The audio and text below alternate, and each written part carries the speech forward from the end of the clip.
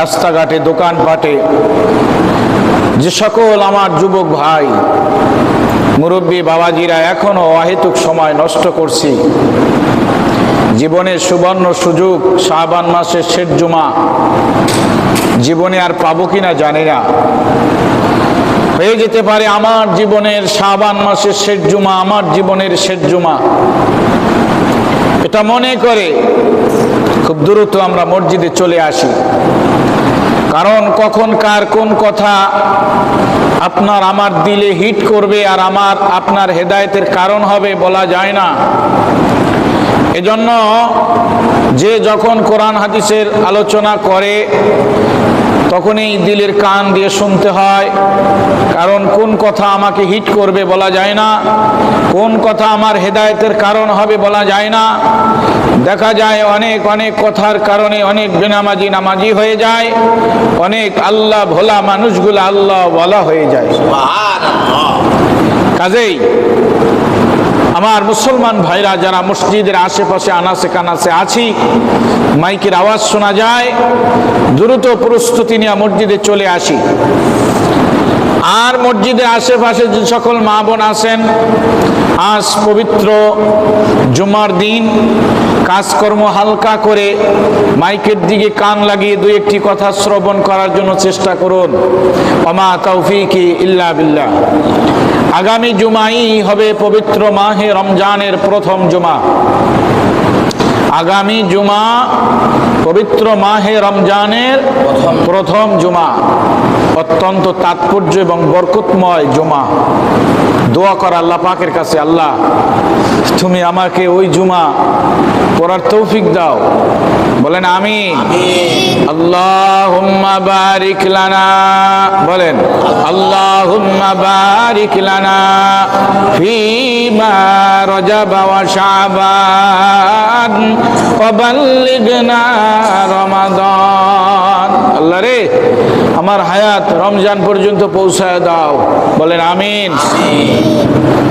প্রিয় উপস্থিতি, রমজান মাস এক মাস না খায় থাকতে হবে, 13, 14, 15 ঘন্টা। এটা আল্লাহ কেন দিলেন? কি জন্য রোজা? রোজা এটা হলো বাংলা ভাষা। রোজা উর্দুতেও এটা ব্যবহার হয়, কিন্তু আরবি কোরআনের ভাষায় আল্লাহ ব্যবহার করছেন সিয়াম। কোরআনের ভাষায় আল্লাহ পাক এই না খায়ে থাকা দিনের বেলা এটাকে বলেছেন সিয়াম। সিয়াম শব্দের অর্থ হলো আত্মসংযম করা। বলেন, সিয়াম শব্দের অর্থ আত্মসংযম, মানে সবর, ধৈর্য। কিন্তু দেখা যায় বিশ্লেষণ করলে এ মাসে আমরা সেন্টিমিটার হই বেশি, কি ঠিক কিনা? আল্লাহ বলছেন সিয়াম, ধৈর্য, সবর, রাগ দেখান যাবে না। আর আমি দেখাইলাম রাগ। অন্যান্য মাসের তুলনায় রমজান মাসে রাগ, বিশেষ করে বেলা 12টার পরে মেজাজ 100, কথাই বলা যায় না। এটা কেন ভাই? না না, এগুলো করা যাবে না। রোজা, আত্মসংযম, সিয়াম, সবর, ধৈর্য, এটা একটা সাধনার মাস। আল্লাহ পাওয়ার একটা সাধনা, আল্লাহ পাওয়ার একটা সাধনা, গুনাহ মাফ করানোর একটা মাস। সারা জীবন গুনাহ করে করে আমলনামা ভরে ফেলাইছি, ঠিক না ভাই? কবিরা, সগীরা, শিরিক, বিদআত, ইচ্ছাকৃত অনিচ্ছাকৃত সমস্ত গুনাহই আমার করা হয়ে গেছে, কোনো গুনাহ বাকি নাই। আল্লাহ রমজান মাস দিয়েছেন একটা সুযোগ, তোমার আমি একটা সুযোগ দিলাম। এইটাই, এই এক মাস বসে তুমি মাফ করাতে পারবে না? আল্লাহ তো ওই আল্লাহ যে আল্লাহর কাছে বলবেন আস্তাগফিরুল্লাহ, আল্লাহ বলবেন বান্দা তোরে মাফ করে দিলাম। বলেন আস্তাগফিরুল্লাহ, আস্তাগফিরুল্লাহ, আস্তাগফিরুল্লাহ। যে কয়বার বলছেন ওই কয়বারই আল্লাহ বলেন বান্দা মাফ করে দিলাম, মাফ করে দিলাম, মাফ করে দিলাম, মাফ করে দিলাম। এ হলেন আল্লাহ। সুবহানাল্লাহ। এত দয়া, এত মায়া আর কারোর নাই। আল্লাহর যে দয়া, আল্লাহর যে মায়া আর কারোর নাই। পৃথিবীতে নিঃস্বার্থ ভালোবাসে মা বাবা, তাও এখন বর্তমানে মা বাবাও কিছু কিছু স্বার্থ খোঁজে। ভুল বললাম নাকি? এখন বর্তমান পরিবেশ পরিস্থিতিতে, বর্তমানের কথা বলছি, মা বাবাও সন্তান ভালোবাসে, কিছু কিছু স্বার্থ খোঁজে অধিকাংশ মা বাবা। এই মা বাবা পৃথিবীতে সব থেকে আমাকে ভালোবাসে, এর থেকে আর কেউ ভালোবাসতে পারে না, মা এবং বাবা। যদি কেউ বলে মা বাবার থেকেও আমি তোমাকে ভালোবাসি, বুঝতে হবে ওটা একটা ধোঁকা, ওটা একটা কি মিথ্যা কথা, ধোঁকা, ধোঁকা।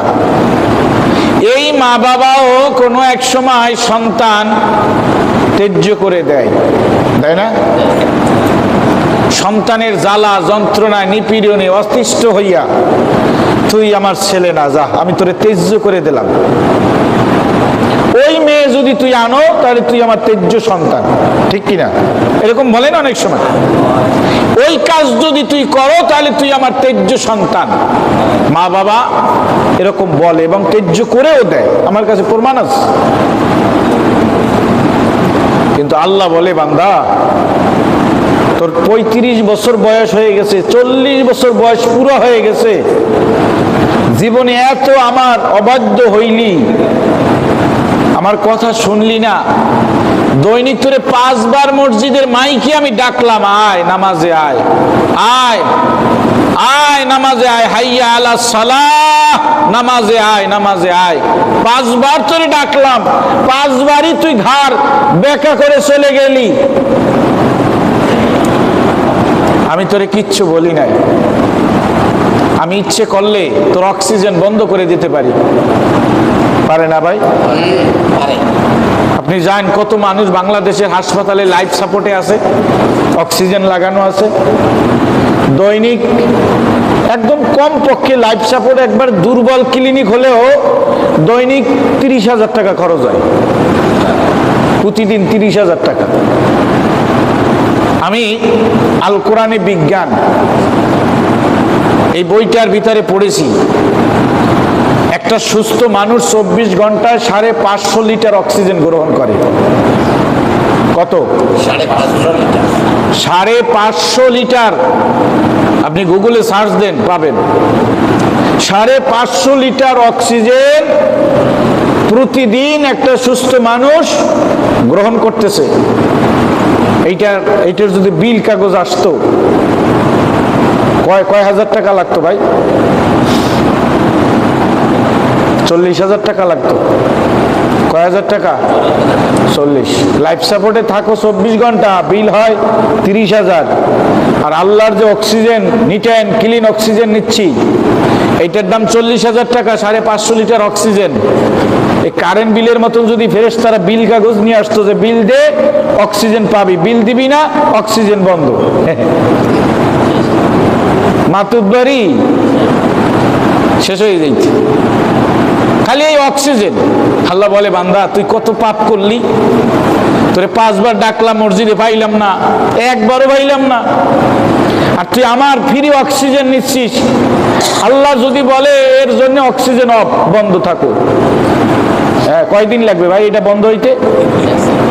কোন আল্লাহ বলবেন কোন, হাও, সাথে সাথে ফায়াকুন হয়ে যাবে, বন্ধ হয়ে যাবে, অক্সিজেন পড়ে যাব।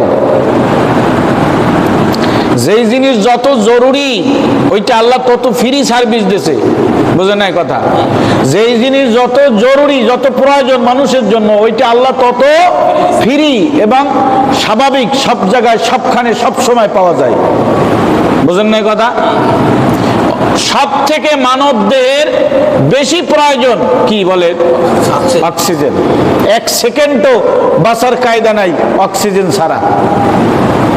এই অক্সিজেন টয়লেটে যান পাবেন, 10 তলায় যান পাবেন, আন্ডারগ্রাউন্ড ভিতরে যান পাবেন, এসি রুমের ভিতরে পাবেন, রুম ক্লাক সেফল আটকায় দেশেন গেট দিয়া অক্সিজেন পাবেন। বোঝেন না কথা? ঘুমায় রইছেন, অক্সিজেন ভিতরে যাচ্ছে, কার্বন ডাই অক্সাইড ত্যাগ করতেছি, ফ্রি সার্ভিস সবখানে সবসময় পাওয়া যাচ্ছে অক্সিজেন। আল্লাহ বলে 550 লিটার অক্সিজেন নিলি এর এর এর বিল 5 ওয়াক্ত নামাজ। তোরে আমি মসজিদে ডাকলাম, আয় হাইয়া আলাস সালাহ, তুই ঘাড় ব্যাকা করে চলে গেলি মিলনের দোকানে, চলে গেলি দেলোয়ার ভাইয়ের দোকানে, চলে গেলি বড় বাজারে, চলে গেলি শহরে, নামাজ পড়লি না বান্দা। এর যে শাস্তিটা আমি যদি তোরে দিতাম, কিন্তু আমি দেই না, আমি দেই না, আমি সুযোগ দিতেছি, দেখিনি ও বান্দা ফিরে আসে কিনা। নামাজ পড়ে নাই, পড়বে, নামাজ পড়ে নাই, ও পড়বে, আজ হোক কাল হোক পড়বে। যখন বান্দা 40 বছর নামাজ পড়ে নাই, কোন বন্ধুর তালে পড়ে, পরামর্শে পড়ে, কোন হুজুরের বয়ান শুনিয়া নামাজে দাঁড়াইয়া যখন বলে আলহামদুলিল্লাহি রাব্বিল আলামিন, আল্লাহ বলে বান্দা আমার প্রশংসা করলি, আমি খুশি হইয়া 40 বছরের গুনাহগুলা মাফ করে দিলাম। এ হলেন আল্লাহ। আমার আল্লাহ, আল্লাহর বড় দয়া, আল্লাহর বড় মায়া। আল্লাহ চিনি না আমরা যে আল্লাহ কে, আল্লাহ সম্পর্কে আমাদের ধারণাই নাই, যার কারণে আল্লাহ ভুলে গেছি। প্রচন্ড ক্ষমতার মালিক আল্লাহ। অতুইজ্জু মান তাশা ওয়া তুযিল্লু মান তাশা বিয়াদিকাল খায়র। আমি রাজাকে ফকির বানাই, ফকিরকে রাজা বানাই, রাতকে দিন করে দেই, দিনকে রাত বানায়া দেই। ইন্নাকা আলা কুল্লি শাইইন কাদির। কারোর ক্ষমতা আছে যে আমি এখন বেলা একটা বাজাই দিছি, এখন বেলা 1টা বাজাই দিছি বা 1:45 বাজাই দিছি, কারোর শক্তি ক্ষমতা আছে রাত 1টা বাজাই দি? যদি পারো তাহলে দেখা। হ্যাঁ, এই হেরি তো খবর নাই, এই কোয়ানে গেছে, পালাইছে না? এ তো পালাইছে, এর দাপটে বাংলাদেশ কাঁপতে, ঠিক কিনা? হুজুরেরা এই মেম্বারে উচিত কথাগুলো জোরে বলতে পারতো না, বাধা আসতো। আমি মাগুরায় ছিলাম, আমার বয়ান ক্যামেরা হইতো, রেকর্ড হইতো, আমি নাকি রাজনৈতিক কথা বলি মসজিদে জুমার বক্তব্যে, এজন্য রেকর্ড হইতো। এক জুমায় গোয়েন্দা আসছিল, কোন জুমা আসছিল তাও বলি। একবার ভারতে বিশ্ব নবী সম্পর্কে কটূক্তি করছিল এক হিন্দু, ওর নামটা ভুলে গেছি, ওর বিরুদ্ধে কথা বলছিলাম। পরের জুমায় গোয়েন্দা আসে, আইসা আমারে বলছে হুজুর এই ভারতের সম্বন্ধে কিছু আলোচনা করা যাবে না, এমনি কোরআন হাদিসে যা আছে আল্লাহ আল্লাহ রসুলের কথা এগুলা বলবেন। কি কথা বুঝাইতে পারছি? আল্লাহ বলেন অতুইজ্জু মান তাশা ওয়া তুযিল্লু মান তাশা বিয়াদিকাল খায়র। আমি যাকে ইচ্ছা ইজ্জত দেই আর যাকে ইচ্ছা আমি বেইজ্জতি করি।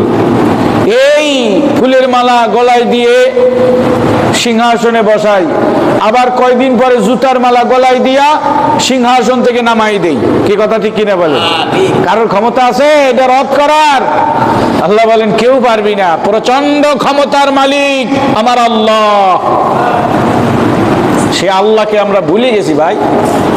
আল্লাহ বলে বান্দা এভাবে দিন যাবে না।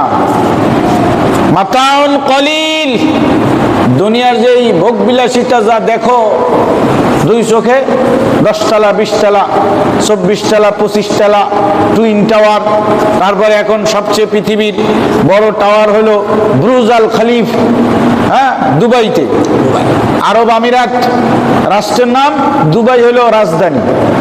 এই দুবাইতে বুরুজ আল খলিফা এটা যে নির্মাণ করছে মালিক, যে এই বিল্ডিং এর এই টাওয়ারের, সেও 3 বছর আগে মারা গেছে। ওনার কবরটা হয়েছে বুরুজ আল খলিফার ওই পাশেই বালু সরায়ে 3.5 হাত গর্ত করে ওইটার ভিতরে রাখছে। ওনার বউ সাওয়াল মেয়ে কেউ কয়নি যে এই বুরুজ আল খলিফার একটা তালা আমার বাবাকে ছেড়ে দেওয়া হোক, বাবার মরদেহ ওই তালার ভিতরে, হ্যাঁ, এই ভিতরে এই ফ্রিজ বানায় ওইটার ভিতরে রাখা হোক? বলছে?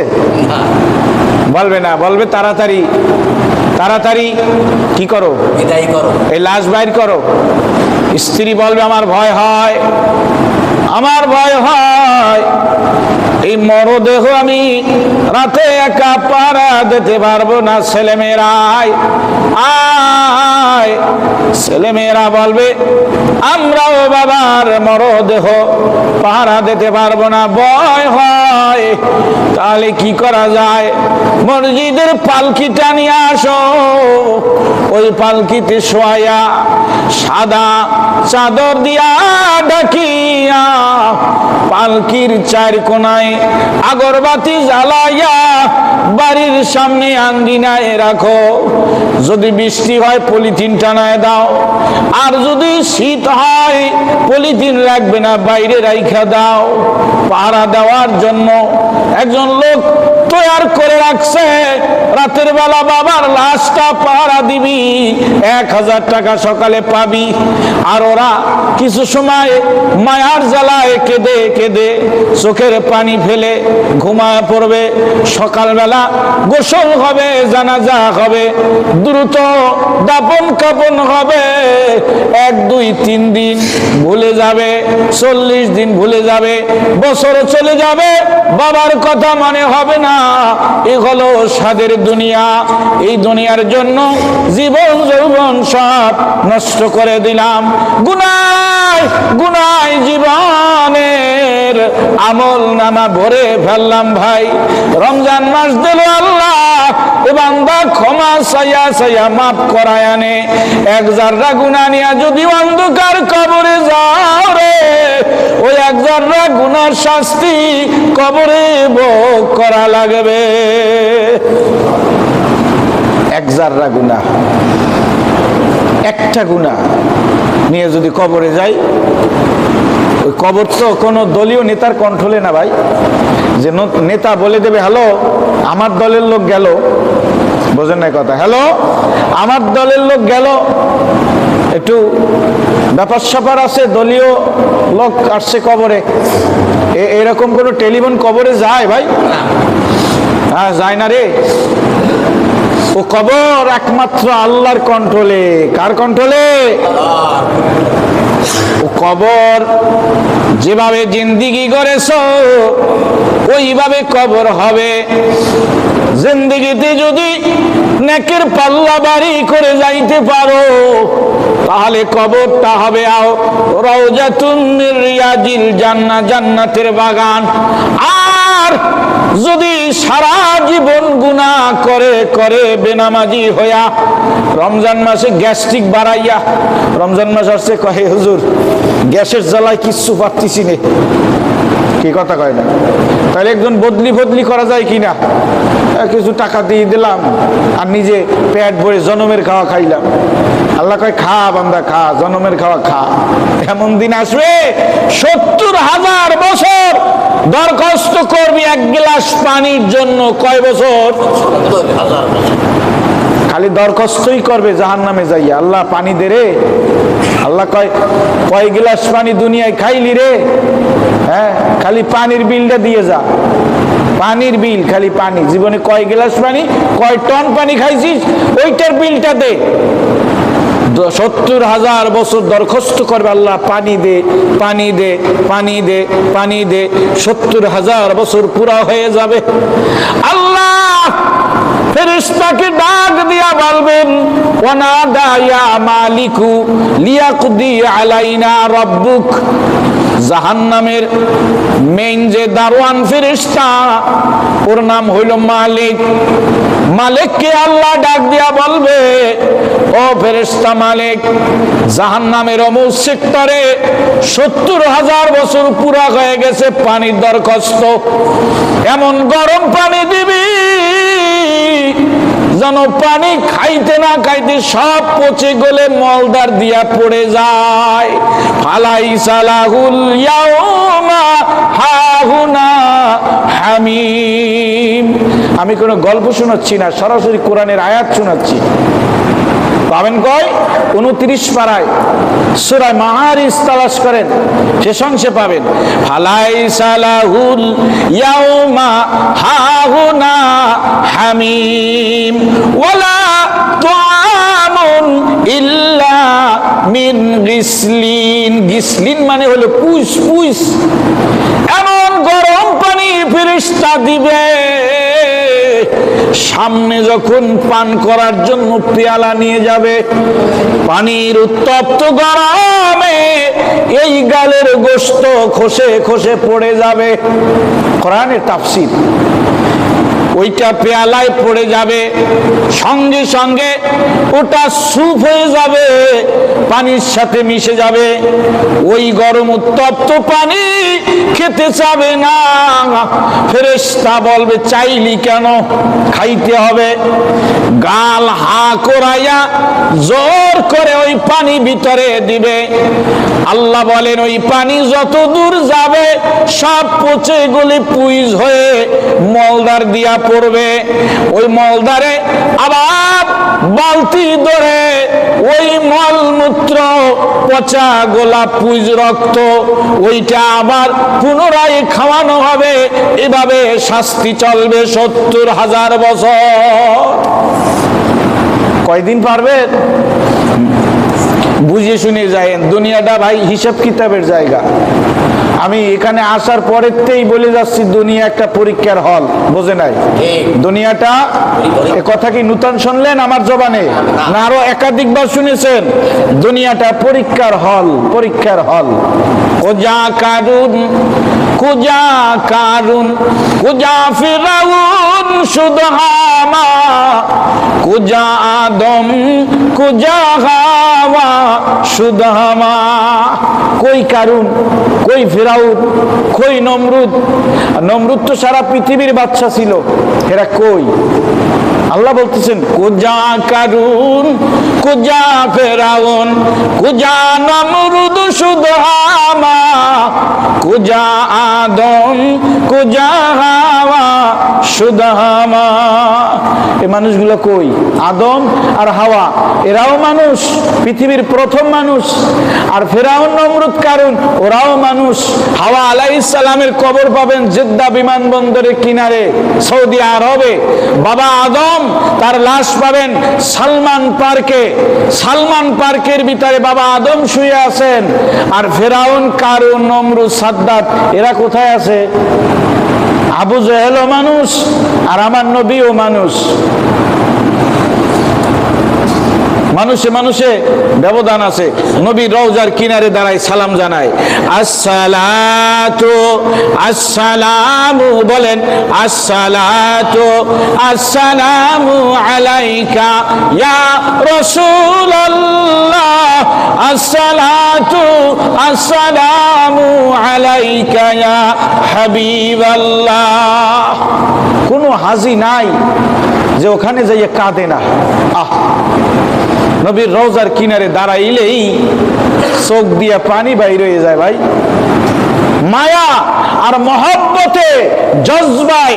কারণ আমি আজকে সকালেও বলেছিলাম, বাংলাদেশের মানুষ পৃথিবীর সব থেকে নবী প্রেমিক। কথা ঠিক কিনা বলুন? বাংলাদেশের মানুষ নবীর জীবনী শুনে যেভাবে কাঁদে, পৃথিবীর কোন রাষ্ট্রের মানুষ ওভাবে নবীর জীবনী শুনে কাঁদে না। আমি দেখেছি, নবীর জীবনী বললে মানুষের মাথা আপসে নত হয়ে আছে, চোখ দিয়া অঝোর ধারায় পানি ঝরতে থাকে। এটা বাঙালি, এটা বাংলাদেশের মুসলমান নবী প্রেমিক, তার প্রমাণ। এদেশের প্রতি আল্লাহর খাস রহমত।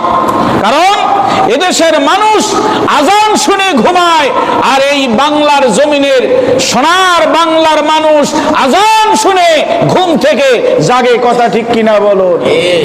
আজান শুনে ঘুমায়, আজান শুনে ঘুম ভাঙ্গে। এদেশের মানুষ, বাংলাদেশে এমন কোনো টাইম নাই যেই টাইমে কোরআনের আওয়াজ হয় না।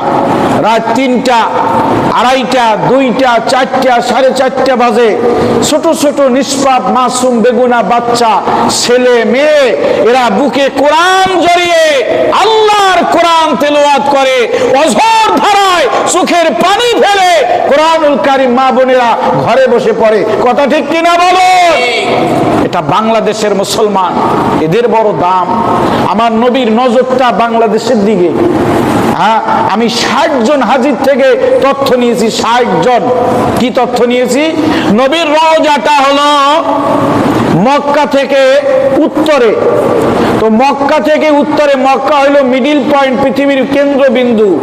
ওখান থেকে উত্তরে নবীর রওজা মোবারক হলে উত্তরে মাথা, দক্ষিণে পাও। তাহলে উত্তরে মাথা হলে দক্ষিণে পা হলে, আমি ম্যাপ ফেলায় দেখেছি নবী পাকের রহমতি বরকতি করুণার নজরটা চোখের এটা বাংলার জমিনের দিকে। এজন্য বাংলাদেশটা ভূমিকম্পে হেলে দুলে কিন্তু পড়ে না। কথা ঠিক কিনা বলেন? হেলে দুলে পড়ে না। 7.8 ভূমিকম্প আসছিল তুরস্কে। 48,000 বাড়ি ঘর ভেঙ্গে ডিমের খোসার মতন চূর্ণ বিচূর্ণ হয়ে গেছিল। 52,000-এর উপরে লোক নিহত হয়েছে। একই তাপমাত্রার ভূমিকম্প বাংলাদেশে হয়েছে, একটা চুলের দাগও টানা হয়নি একটা বিল্ডিং এ। এর অবদান বাংলাদেশ মসজিদ, মাদ্রাসা, আলেম, ওলামা, পীর, বুজুর্গ, হক্কানি, রব্বানি, নামাজি, দিনদার, পর্দাওয়ালি মা বোনদের অবদান, যার কারণে বাংলার জমিনে হেলে দুলে কিন্তু পড়ে না। আমার ভাইরা, এই যে রমজান মাস আসছে, কত মা কোরআনুল কারীম সকালে সংসারে কাজকর্ম গুছগাছা করে কোরআনুল কারীম নিয়ে বসে যায়। আপনাদের স্ত্রী, আপনাদের মা বোন এরকম বসে না ঘরে? আমি আমার ঘরের কথা বলছি। আমার মা, আমার স্ত্রী, আমার বোন, এরা ঘরে কোরআনুল কারীম, মসজিদে মসজিদে কোরআন খতম হয় একটা রমজান মাসে, পুরো রমজান মাস বসে। আর আমার ঘরে অন্তত 4টা 5টা খতম হয়। তাহলে পুরো রমজান মাসে আমরা মসজিদে বসে পড়লাম কয়টা? একটা। আর আমার ঘরে 4টা 5টা হয়। এমনও ঘর আছে বাংলাদেশে 40 খতম রমজান মাসে হয়, কারণ 40 জন দাঁড়ায় দাঁড়ায় নামাজের মাধ্যমে খতম দেয় মা বোন। এরকমও ইতিহাস নজির বাংলাদেশে অনেক আছে। কাজেই আমার ভাইরা, রমজানুল মোবারক মাস আসছে।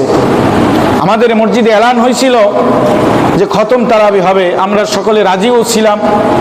এটা পাসও হয়েছে হাউজে। কিন্তু আমার কোনো একটা বিষয় দুর্বলতার কারণে আমার দিকে মানবিক দিক নজর করে আমার সম্মানিত মসজিদের মুসল্লি ভাইরা বলছেন, হুজুর আপনার আব্বা মুমূর্ষু অবস্থায় যে কোনো সময় আপনার যাওয়া লাগতে পারে, তাই আমরা শুরু তারাবি পড়ব। আপনি যদি চলে যান 2 দিন 3 দিন থাকবেন, তারাবির অবস্থা কেমন হবে? আমি আপনাদেরকে একটা সুসংবাদ জানাই যে আমি কোরআন শরীফের বিভিন্ন জায়গা থেকে নামাজের মধ্যে পড়ব ইনশাল্লাহ। তাতে আপনারা কোরআন খতমের একটা টেস্ট হালকা হলেও পাবেন। কি কথা ঠিক আছে না? শুধু আলাম তারা আর লীলাবে পড়া হবে না, যে খতম তারাবি হবে না বলে মুসল্লি তাইলে ওই জায়গায় চলে যায় না। আপনারা এখানে যারা আসবেন, মুহিব্বিন মোহাব্বতি যারা আছেন, আসবেন। বিভিন্ন জায়গা থেকে বিভিন্ন কায়দায় বিভিন্ন কুলামে আপনাদেরকে কোরআনুল কারীমের বিভিন্ন অংশ থেকে শোনানো হবে। শুধু আলাম তারা লীলাবে পড়া হবে না ইনশাআল্লাহ। কি রাজি আছি না সবাই ইনশাআল্লাহ? এরপরে আজকের জুমার আলোচনা আমি অন্যদিকে যাব না। মাত্র জাহান্নামের একটা শিরোনাম শুনাইলাম যে এ শাস্তি অপেক্ষা করতেছে। কাজেই আমাদের দেশের উপরে, এই বাঙালি মানুষের উপরে আল্লাহর একটা খাস রহমত আছে। এই জন্য আমরা ফিরে আসি ফাফিরু ইলাল্লাহ। এই রমজান মাসটা মানুষের জীবনের চারিত্রিক উন্নতি সাধন করার একটা সুবর্ণ সুযোগের মাস হলো রমজান মাস। কথা ঠিক কিনা? যারা ধূমপানে অভ্যস্ত, এই 1 মাসে ধূমপান পরিহার করা সম্ভব। যে যতই কষ্ট হোক, যতই আমার নেশায় ডাক দেখ, নেশা যতই লাগুক, হ্যাঁ দিনের বেলাতে এমনি রোজার কারণে বন্ধ, ইফতারির পরে নফস ভিতরের থেকে কয়েকটা টান টন দিবি না রে, ওই দোকানে যা যাইয়ে ফাঁকায় গলিতে তোর বউ দেখবে না, কেউ দেখবে না, এক ফাঁকে একটু টান দিয়ায়। তখন নফসরে বলতে হবে না, টান টন এই রমজান মাসে দেওয়া যাবে না, তাতে জীবন থাকার যাক, কথা কয় না, এই নিয়ত করা যাবে ইনশাআল্লাহ। একটা তাকবীর দেই, লিল্লাহি তাকবীর। শয়তান চিন্তা করছে এই মোল্লা কোন জায়গা দিয়ে আইলো, আমার তো বাস দিচ্ছে এই মোল্লা, কারণ আমি টানটন ধরাবো দোকানে নিয়ে, আর এই মোল্লা তাকবীর দিচ্ছে যে না রমজান মাসে টানটন দেয়া যাবে না। কি কথা বলছেন? টানটন বুঝছেন তো? আঙ্গুল ফল, আঙ্গুল ফল। আর একটু বাংলায় তাফসীর করে বুঝাই, দুই আঙ্গুলের মাঝে লম্বা লম্বা আঙ্গুল ফল আছে না, ওই মাথায় আগুন ধরাই দিয়ে টানে না, ওই কাম করবেন না, করলে ওতে কষ্ট হয়। আপনার আশেপাশে মুসল্লি নামাজ পড়লে তার সাংঘাতিক কষ্ট হয়। ভুল বললাম নাকি ভাই? এই জন্য ওইটা ছেড়ে দেন। রমজান মাস ওইটা ছাড়ার একটা সুবর্ণ সুযোগ, গুনাহ ছাড়ার সুবর্ণ সুযোগ মাস হইল রমজান মাস, পবিত্র মাহে রমজান। কাজেই আমরা ফিরে আসি, এই মাসে সাধনা করার মাস। নিজের কৃত অপরাধ, গতকালকে মাগরিবের নামাজের আগে আমি একটা হাদিস বলছিলাম, পুনরুল্লেখ করে 1 মিনিট হাদিসটা বলে দেই। রমজান মাস পাইল, গুনাহ মাফ করাইতে পারলো না, সে কি হোক বলেন? ধ্বংস হোক। মা বাবা পাইল, মা বাবার হক আদায় করতে পারলো না, সে কি হোক? ধ্বংস হোক। নবীজির নাম শুনলো, বিশ্ব নবীর নাম শুনলো, কিন্তু দুরূদ শরীফ পড়লো না, সেও কি হোক? ধ্বংস হোক। তাহলে আমরা কি ধ্বংস হব? না। তাহলে রমজান মাস পাইয়া কি করব? নিজের কৃত অপরাধগুলা আল্লাহর কাছে ক্ষমা চাইয়া নেব। ইনশাআল্লাহ পারা যাবে না? মা বাবা যদি থাকে তাদের হক আদায় করবে ইনশাআল্লাহ। যার মা বাবা নাই, বেশি বেশি দোয়া করব, রব্বির হামহুমা, বলেন রব্বির হামহুমা কামা রাব্বায়ানি সগীরা। আল্লাহ রে, আমার মা বাবা ছোট বয়সে কোলে কেকে যেভাবে আদর করে লালন পালন করেছে, কবরের জগতে তুমি আমার মা বাবাকে ওভাবে লালন পালন করো। আল্লাহ দোয়া শিখাই দিয়েছে, তোর মা বাবার জন্য এই দোয়া করবি।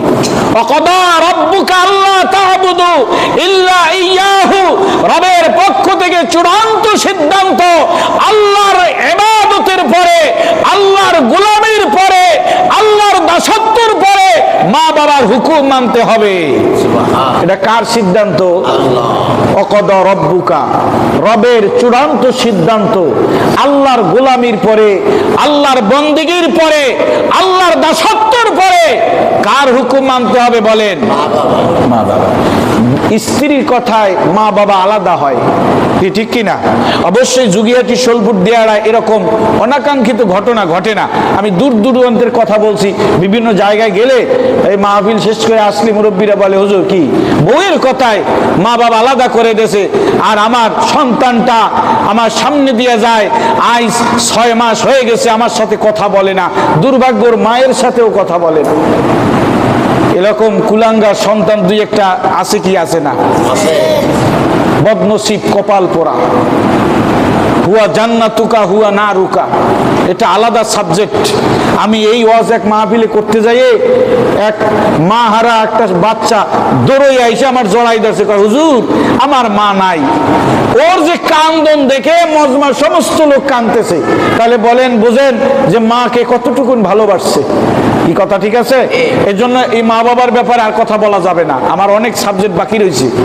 তাহলে মা বাবা পাইলাম, তাদের ইজ্জত কদর সম্মান করতে হবে। যার মা বাবা নাই, রমজান মাসের সেহরি এবং ইফতারির কবলে দোয়া কবুলের সময় দোয়া কবুল হয়। এ সময় দোয়া করব, রব্বির হামহুমা কামা রাব্বায়ানি সগীরা। এরপরে নবীজির নাম শুনলো, দুরূদ শরীফ পড়লো না, সেও ধ্বংস হোক।